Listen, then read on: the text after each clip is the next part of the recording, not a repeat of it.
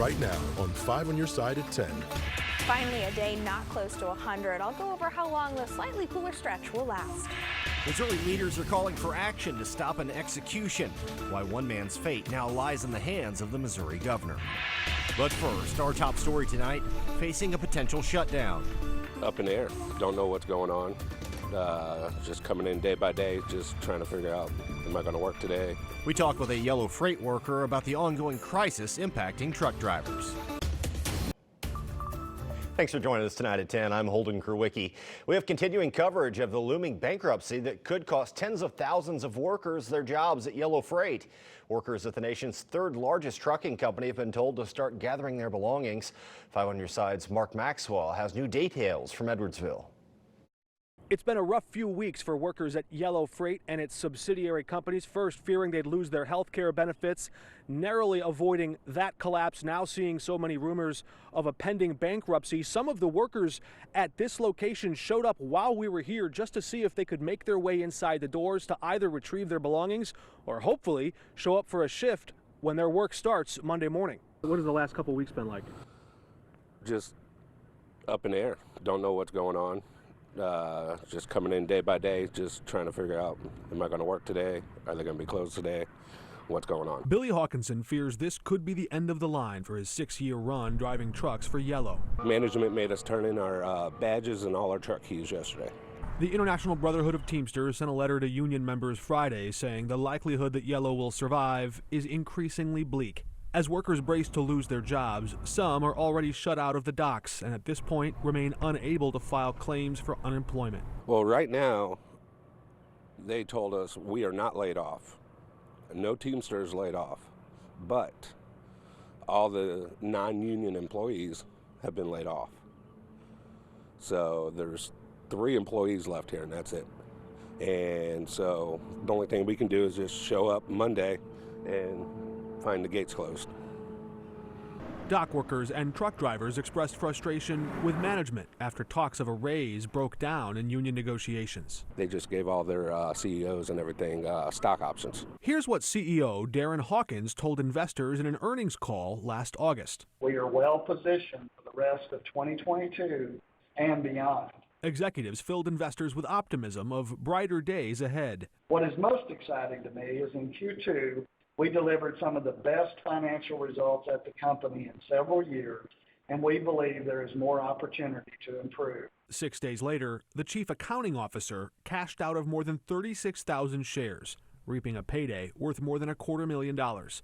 Since then, the company's stock price plunged to as low as 56 cents per share, which would have reduced the value of that transaction to roughly $20,000. The company's balance sheet includes roughly $1.5 billion in debt. Roughly half of that owed back to the federal government. At last report, Yellow had only paid back $230 on the principal of that loan to the U.S. Treasury.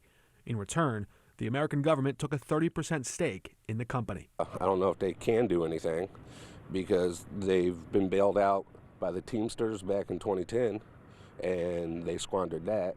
Government bailed them out in 2020. They squandered that. What is another bailout going to do for these people? Reporting in Edwardsville, Mark Maxwell, 5 on your side. The Wall Street Journal reported Yellow executives could file for bankruptcy as early as this week. It's unclear at this point how the federal government might recoup the losses to taxpayers. Tonight, 5 on your side has learned that the state plans to proceed with the execution of Johnny Johnson. This comes after a federal appeals court put a temporary stay on the execution earlier this week, claiming Johnson isn't mentally competent to be executed. Today, the 8th Circuit of Appeals vacated that stay. Johnson is scheduled to be executed on Tuesday for the murder of 6-year-old Casey Williamson back in 2002. Missouri Representatives Cori Bush and Emanuel Cleaver wrote letters to Missouri Governor Mike Parson urging him to stop the execution, saying in part, nothing is lost by halting the execution to assess Mr. Johnson's competency. As the 8th Circuit ruled, in contrast, his life stands to be unlawfully taken away. After several days of extreme heat, the bi-state got a round of severe thunderstorms this afternoon. Take a look at these photos from our weather watchers at home. These photos show extensive damage in various parts of our area, including fallen trees, a flooded backyard, and of course much more damage. Things are looking much calmer now, and the storms have moved out of the bi-state. Let's turn it over to our meteorologist Tracy Henson with a look at our weather first forecast. And Tracy, did the rain finally help cool some of these temperatures down? It was impressive, Holden. The airport, for example, went from around 98 degrees and plummeted down into the low 70s by the time that rain was out of the way. And now we had some pretty impressive damage out there. This one almost artistic looking here. Marceline sent this in from Collinsville, Illinois. Look at the way that tree split there with that storm. Almost looks like a statue. All right, the radar view here as those storms continue to move out of the way. We have a little bit of light rain in a few areas. Nothing severe though, and pretty quiet, which is some good news as you can see there. Very spotty. Now our storm outlook here as we get through the next couple days here. Here's Sunday, and don't blink, it's going to go by pretty fast because we don't have much going on except for a few clouds. Now by the time we get into Monday, we will have some stray showers and a few storms that will roll in. So today we landed right at about 98 degrees. Our low was 73, average is 90 and 71. So still a little hot, but not the record. The record was 103 set back in 1941. Now we do have a cooler week on tap. It's not all that cool, but hey, we're going to go over that in just a few minutes, and I think you're going to like it. Tracy, the storms left nearly 100,000 customers in our area without power, the bulk of which are in St. Louis County, with over 42,500 power outages being reported. St. Louis City is reporting nearly 9,000 outages as of an hour ago. To stay up to date with the latest weather first forecast, just text the word weather to 314-425-5355. Tonight, St. Louis County Police are looking for a person responsible for a hit and run early this morning on Ashby Road. Police say a man was walking his dog on the sidewalk when a car drove off the road and hit them before leaving the scene. The man and the dog both died. Police did not release the victim's name. Anyone with information is asked to call Crime Stoppers. That number is at the bottom of your screen. Right now, there's a continued push to put an end to gun violence in our area. Today, the Archdiocese of St. Louis held a gun violence summit. Faith leaders, healthcare professionals, community activists, and more came together at the Cardinal Rigali Center in Shrewsbury. The summit was filled with powerful and emotional testimonies from people impacted by gun violence. One speaker says something needs to be done. This is a huge public health issue. I mean, whenever you're in the top 5 causes of death for young people in our country, we need to do something about that. The one-day summit was only the first step towards finding a solution.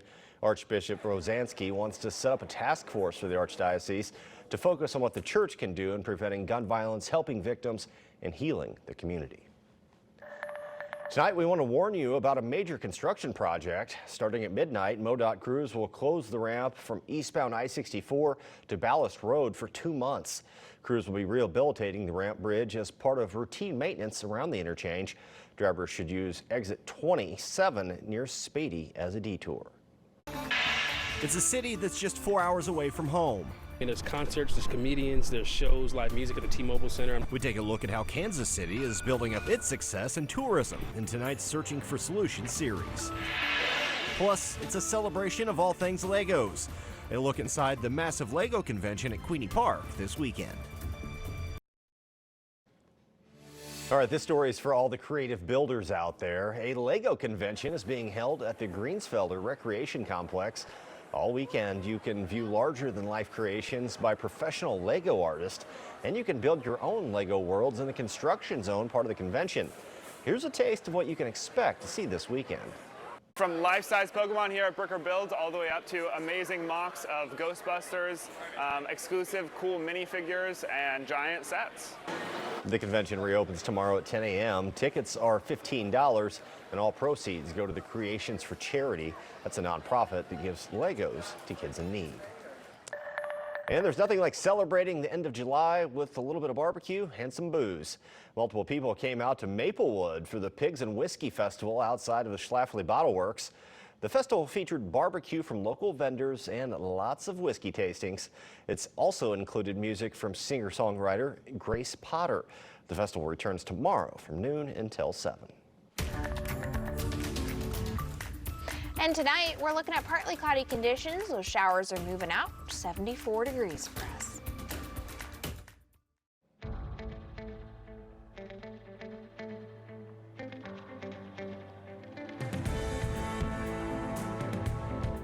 Tonight we continue our Searching for Solutions series with a city that's not too far from home. Despite similar obstacles in combating crime, Kansas City is using sports and tourism to spur growth and pride.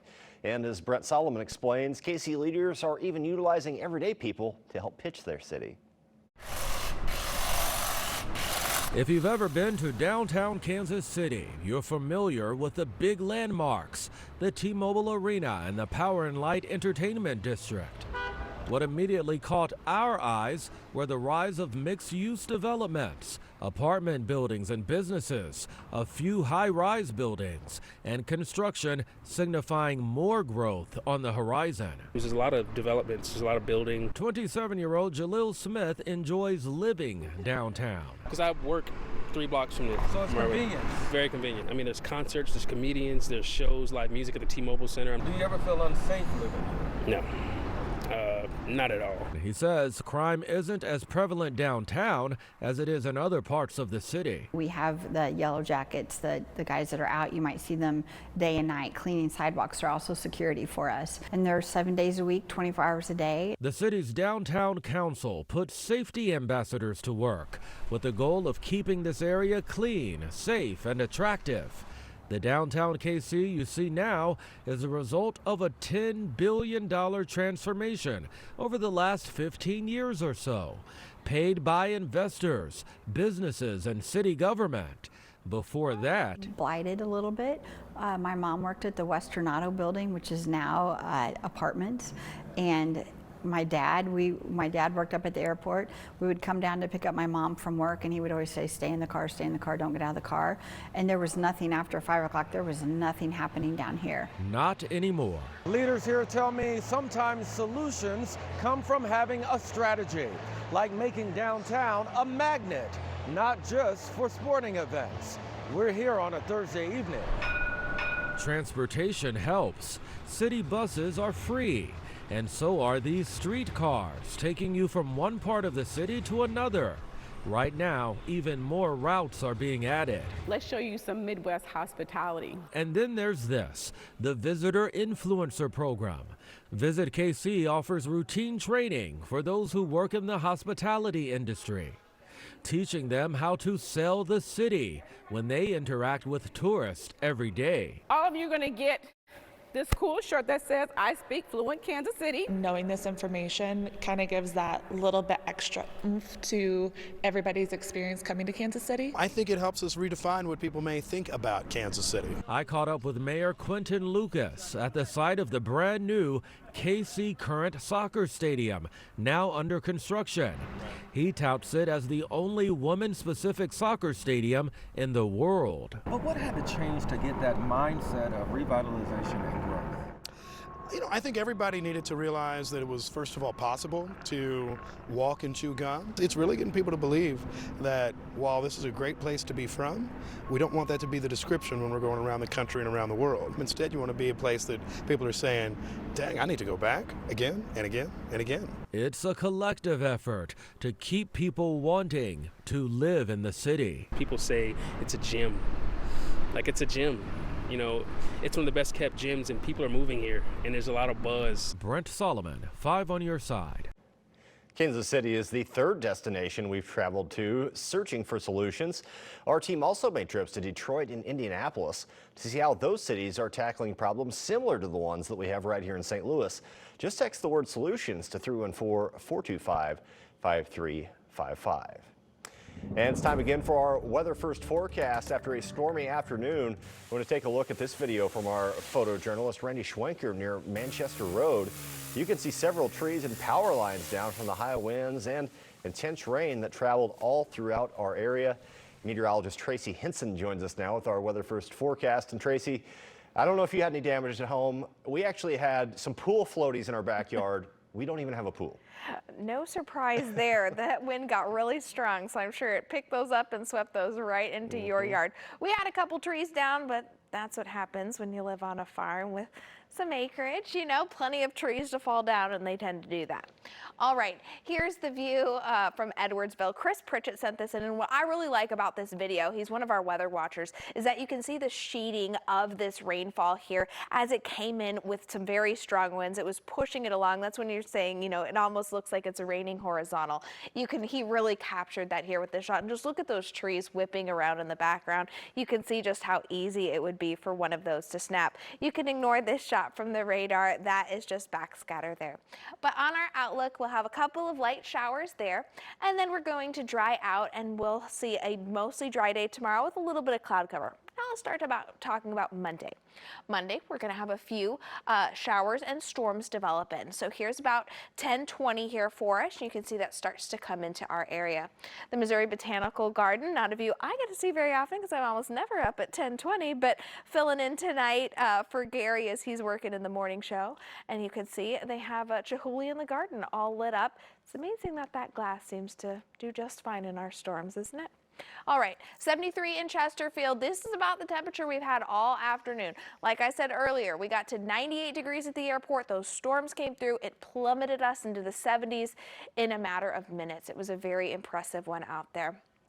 For tonight, we're going to be right around that low to mid 70 mark. Right now it's 75 in the city. I expect it to be about 74 degrees for us tonight. Winds out of the north at 5 to 10 miles per hour. All right, your 10-day forecast here for you. Yeah, it does look a little stormy. We're going to have some rainfall out there, but temperatures will be a little cooler. You know what? 86 is going to feel downright chilly compared to what we dealt with this week, so that'll be nice. And then we're at 96 on Thursday. I did want to trend that a little cooler, but you know, Scott and Gary, they like it warm, so I think maybe that 96, we'll just have to see. You know, if it's low 90s, I think no one will be too mad about that. And then next weekend, we're looking pretty good. Right now, I'd say partly sunny with temperatures in the low 90s. Now we're rounding out summer here, and pretty soon the kids will go back to school, so we gotta squeeze in all those days, so hopefully no storms next weekend. You know, as warm as the weather has been lately, I like your idea, just turning the temperature down. I always trend the forecast cooler, always. It's wishful thinking, I think. Hey, I like the way you think, though. Thanks, Tracy. Now, Corey joins us with What's Next in Sports. Corey, we're hoping maybe some trade news? Well, lots of trade talk tonight, Holden. We know one Cardinal who's not going anywhere, one St. Louis native who is on the move again, and a look back at one of the most talked about deadline deals in Cardinals history. Sports is coming up next. The Sports Desk is sponsored by Jim Butler Chevrolet, the Midwest's #1 Chevy dealer 10 years running. While we wait on the edge of our seats for the MLB trade deadline, John Mozeliak is putting an end to one rumor. He's not trading Nolan Arenado, according to a statement released tonight. As for everybody else, well, we're just going to have to wait and see. Cards and Cubs back at it tonight after a rain delay. Adam Wainwright still looking for career win 199. Some trouble in the first, but he turns to old reliable Uncle Charlie, gets the strikeout on the curveball. Cards struck first tonight. Lars Nootbaar drives in a run with a sac fly. Brendan Donovan scores. But the Cubs eventually dialed in on Waino. Ian Happ crushes this ball for a 2-run shot. And then Yan Gomes, well, he's going to go deep to center for another 2-run homer. Dylan Carlson cannot pull off a Mike Tauchman impression from last night. That's a home run. Right now, the Cubs lead 5-1 in the 9th inning. Let's check in on the farm for the Cardinals. Tink Hence has been lighting it up at AA Springfield. Last night, he struck out 9 batters in 5 innings. In his 4 starts for Springfield, Hence has a 2.25 ERA and has gone 5 innings in each of those outings. It's official, Max Scherzer is heading to Arlington. The Mets are sending the 3-time Cy Young winner to the Rangers for Luis Angel Acuna. Yes, that's Ronald Acuna's brother, and the Mets pick up the majority of Scherzer's remaining contract money. Scherzer has also opted into his contract's 2024 season with the Rangers. Leading up to the trade deadline on Tuesday, we're looking back at some of the more notable deadline deals in Cardinals history, both good and bad. One of the most unpopular deadline deals came 9 months after winning the 1982 World Series. First baseman Keith Hernandez was sent to the last-place Mets for pitchers Neil Allen and Rick Ownby. Allen didn't celebrate much in his time in St. Louis, and Ownby won just 1 game. Hernandez won a World Series as a member of the Pond Scum Mets, but he also became a Cardinals Hall of Famer. So all's well that ends well. This 5 on Your Side St. Louis City SC coverage is sponsored by Together Credit Union. call. City SC is off for a while now, but City 2 is chugging right along. They had a fun night against LA. The Columbia teenager Caden Glover could be a future star. He had 2 goals tonight, including that impressive score. Tonight was also the long-awaited debut of Swedish defender Joachim Nielsen, and of course he scored. That's a name you'll be hearing a lot for the big club coming up soon. City 2 beats LAFC 2 4-2. Champaign is buzzing about the start of the new college football season. One of the big reasons is because of their big man on defense coming back. Belleville West Keith Randolph had 53 tackles, 4.5 sacks, and an interception for the Illini last year. He could have left for the NFL, but decided there was some unfinished business at Illinois. I was asked a question going through the process. The question was, Keith, have you done everything you wanted to do in college football? And I looked in the mirror and said, no. There's a lot of things that I left out there on the table and a lot of things that I'm back to get. It wasn't always, butterflies and rainbows. There was tough times. Just to be where I'm at is just truly a blessing from God. So if I can make that decision over again, I'd make it 1,000 times. I'm just so excited to be here for another year. We have a really good show lined up for Sports Plus tomorrow night. I'll bring you the story of a man turning baseball cards into help for those in need. And I'll also feature quite possibly the most impressive athlete in St. Louis right now, Roman Berkey. That's tomorrow night at 10:30 on Sports Plus. And hopefully we don't have to talk any more about Nolan Arenado trade rumors. It's not happening. Yeah, let's go ahead and put those to bed along with the kids, because that's just not going to happen. What is going to happen? The Heat tomorrow, right? Yeah, Heat again, low 90s though, so it could be much worse. We had 104, 91 will feel downright chilly by the time we get there. Hey, I like to hear it. That's all of our time for 5 on Your Side at 10 o'clock. Saturday Night Live is next. We hope you have a good night. We'll see you back here tomorrow morning.